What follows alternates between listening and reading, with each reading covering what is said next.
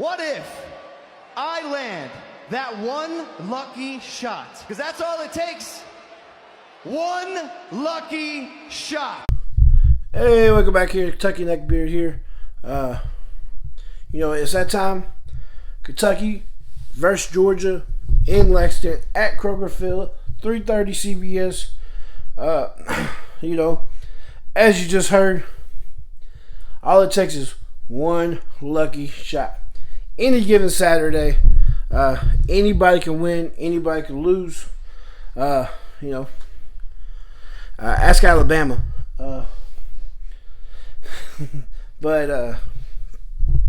Yeah, on paper, Kentucky has no chance. But one thing to give me a little bit of confidence here, and I mean a little bit of confidence, it's just come out that Stoops finally, 10 games in, has told Rick Angerillo that the playbook is too complicated. It's too complicated for the young guys. It's too complicated for the offensive linemen. And they're going to dumb it down some. In all honesty, I listen to Uncle Lou, just like pretty much everybody else here, especially you Georgia fans, I'm sure. You don't listen to Uncle Lou, then you listen to Big Dog Brett. Some of y'all listen to Carolina Jackpot, But Uncle Lou has been saying for a little while, Texas A&M's problem is too many plays and they're too long, which is kind of Kentucky's problem this year. Kentucky calls in a play, 25-second play clock, calls in a play, and by the time Will Levis breaks the huddle, number one, by the time Will Levis gets the play call, calls it in the huddle, and then they break the huddle, there's only usually between 10 and 9 seconds left on the play clock. So whatever the play call is, Kentucky just got to run it. You ain't got time to go up to the line and, audible or, adjust, the blocking. You ain't got time for none of that. Will Levis has got to get up there. He looks at it and tries to read what they're in. Snaps it, and he has to go with what they called. And it's a problem. It's part of Kentucky's problem this year. And it's costing us 4 games.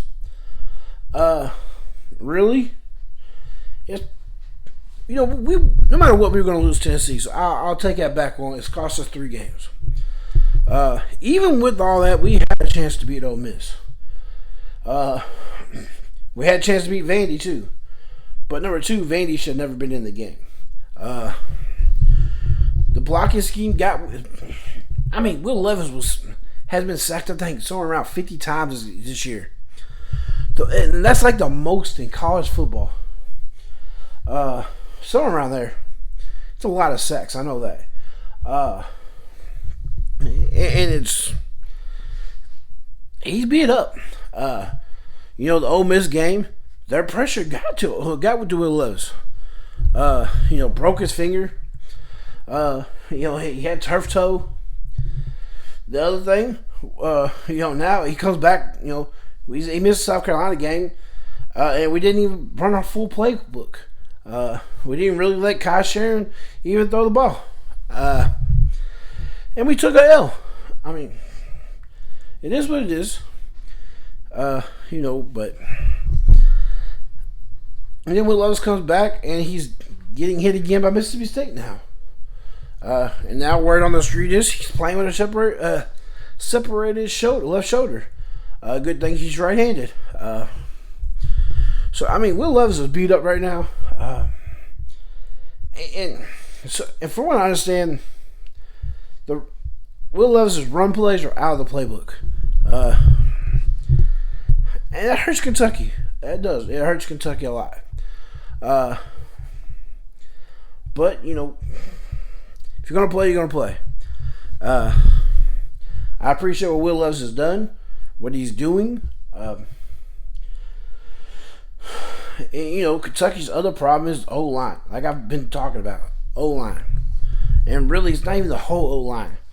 We got a tackle whose natural position is a guard.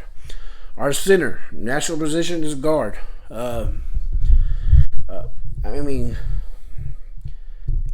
And really they're the only two players who had any type of experience coming in this year, other than Tayshawn Manning, who transferred in from Auburn. And he's done good. And we got a redshirt freshman playing guard. They don't always hold up. Jerry Flax has some too, so he's the other tackle. So maybe we had three players had some experience coming in this year, some in-game experience, but not enough. We had Eric Wolford last year, and pretty much the five on the field was the only five that played. You really didn't see a whole lot of the backups. What made Kentucky the big blue wall in the first place was rotating linemen in and out, getting them experience, developing them. And that didn't happen last year. That just did not happen last year. And Eric Wolford, we really didn't have no recruits on the O-line either, because Eric Wolford, during a recruiting trip, took the Alabama job and took recruits with him. It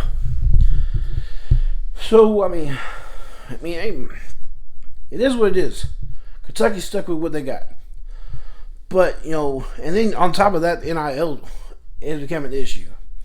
Right now we're 48th, like I've mentioned before, for the 2023 class.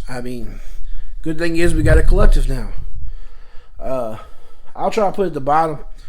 But if you're a Kentucky fan or you're just interested in supporting Kentucky athletics and NIL, it's Kentucky15.org, I think it is.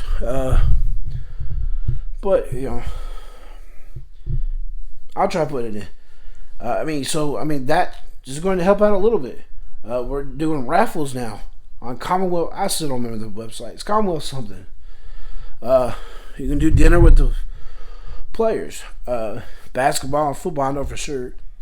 But excuse me, guys. I'm still dealing with somewhat of a cold from the Vandy game. But anyways, Kentucky, Georgia. Georgia is, they're dominant. They're the best team in the country right now. There's argument for the second best being Tennessee, who we've already got our asses kicked by. And Georgia kicked their ass. What do you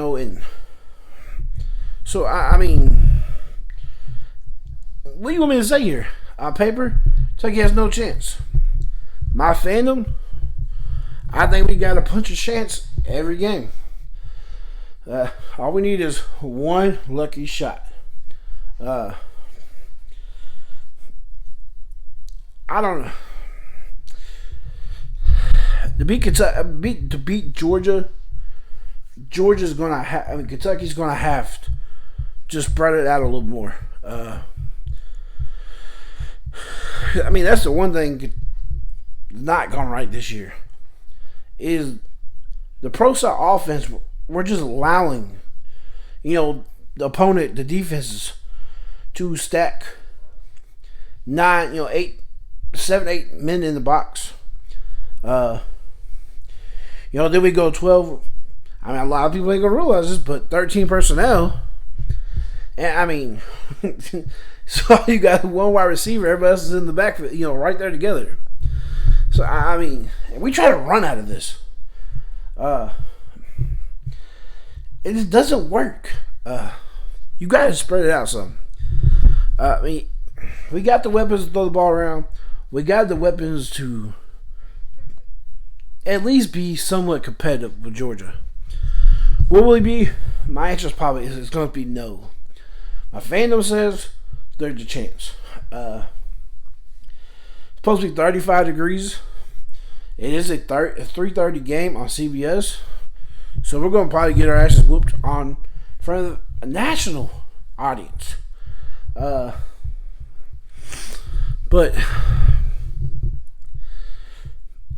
the defense is going to have to play better than they did against Vandy and Tennessee for us to have a chance in this game. Something I've heard from UK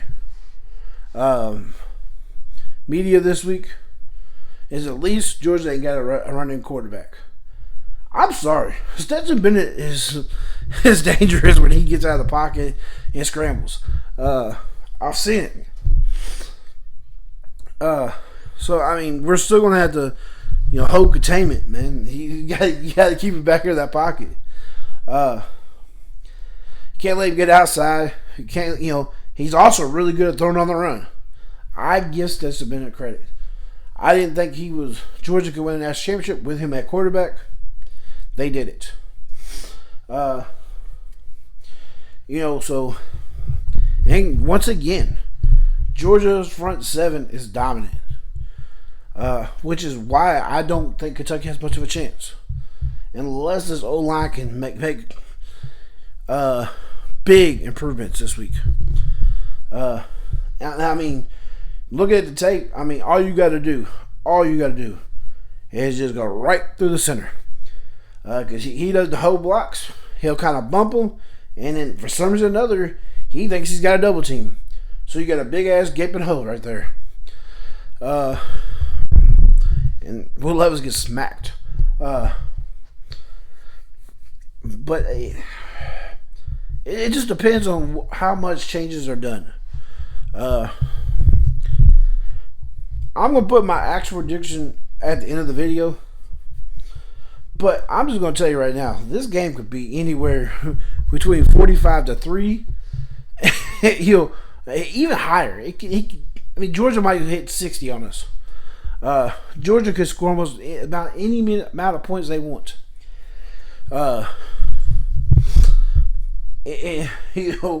Kentucky's offense has not scored more than 21 points in an SEC game. And that is just facts. So, I mean, I'm going to put my prediction at the end, like I said. I think there is a small chance this game's competitive to start the fourth quarter. And what I mean by competitive is somewhere between 7 and 10 points. I even could go 14. Say Kentucky's driving, we're down 14 points. Yeah, I can see that. I just don't know, though. I really don't know how we're going to defend all those tight ends. Plus, I mean, they got wide receivers. I've seen it. But anyways, guys, Uncle Lou, I'm going to turn this over to Uncle Lou. How about that? I'm going to turn it over to Uncle Lou. Make a deal with you. I make this deal every Friday during the season with whatever team and fan base Georgia's playing. All right, Uncle Lou. I'm going to do you a big favor. I'm going to accept your deal. I'm going to accept your deal. I'm going to go ahead and, while I'm up at Kroger Field, I'm going to tell the team to go ahead and meet y'all at midfield. And let the best man win. That's all I can say. I'm going to accept it. And all I can say, Uncle Lou, meet us at Kroger Field! Meet us at Kroger Field!